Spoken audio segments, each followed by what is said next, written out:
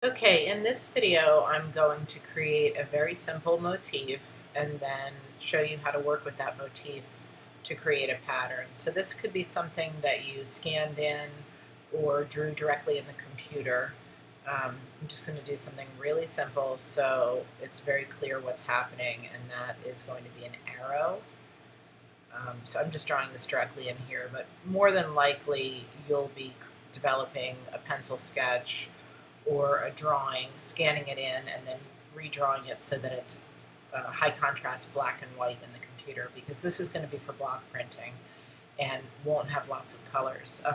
The line quality of the drawing is also really going to matter, because you do not want to be stuck cutting tiny little details in this block print for your first go round. So I drew this directly onto the background layer just so that you could see what it would be like if you had scanned it in.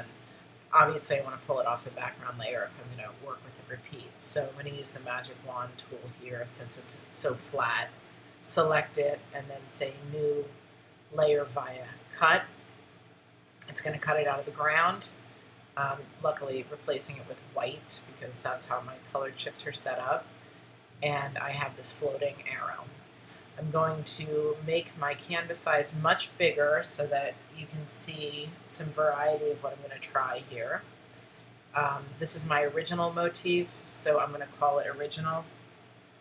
And remember, if you're working on a block print, you don't automatically get a lot of scale variation, because that would mean cutting other blocks or cutting multiple motifs into one block. So for this, I'm going to keep it very simple and just work as if I am making a block print. So I can't change the scale, but I can change the direction. I can change the direction, but I can't flip it or mirror it. So again, this is the original. I always like to make a copy of the original and hide the original just in case I mess something up. And then obviously you should save your file frequently. So if I'm thinking about developing ideas for pattern with this, I could say, I might want to block print it like this in a stripe. And then I could always rotate it and block print it here and here and here. So this is me just figuring out potential ideas for pattern. Take all of these and print them again. And this is just using one arrow design to do this. I could also, obviously print it much closer and not as evenly spaced if I wanted to just have a random surface that feels patterny, but that isn't necessarily a pattern. And of course, I don't need to have everything going so straight. I could rotate things, because again, I would be physically block printing.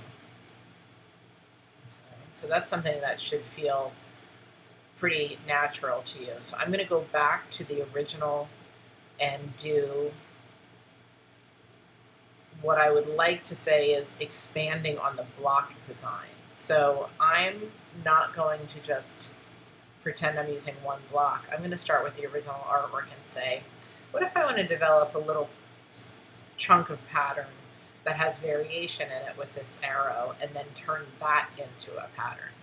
So I'm going to take this, duplicate it, and resize it, maybe even rotate it. Take the original here, rotate it, maybe resize it. Let's say that this is my idea for a block. Instead of just one arrow, it's going to be these 4 arrows. So I would cut this as a block, which means that I should merge the layers together, because that is going to be one motif unit. So instead of an individual motif, I have a grouping of motifs and it's a unit. And if I were to use it as a block print, I would then be able to print 4 at a time. So the only hard part is cutting the 4, but then I can print 4 at a time. I can also incorporate scale variation, directional variation, and you can see that by making it this sort of irregular puzzle piece shape, oops, I can mock up how it would feel as a repeating pattern. And you'll notice that there is a gap here, that if I tried to turn this into a block that repeated, I would have this gap in there because there's a gap in the block. So looking at your development this way, you can start thinking about like, oh, okay, well actually maybe I'll put another arrow here so that I don't have that in the original. So I'm going to back up, and based on that, I'm going to select this arrow. I'm going to rotate it and also resize it a bit because I think that will help as well. Merging it, and then I'm going to try that again. See that by checking it and then going back and adjusting it, I can see that I would actually be able to develop a nice repeating pattern here. So I'm not lining it up perfectly, so let me do that. There we go. Luckily the smart guides are on showing me that. So I made a cluster.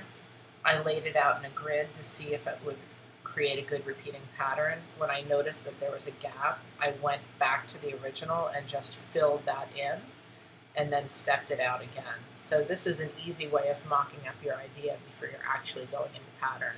And then of course you still have this block, right? So you could line it up like that.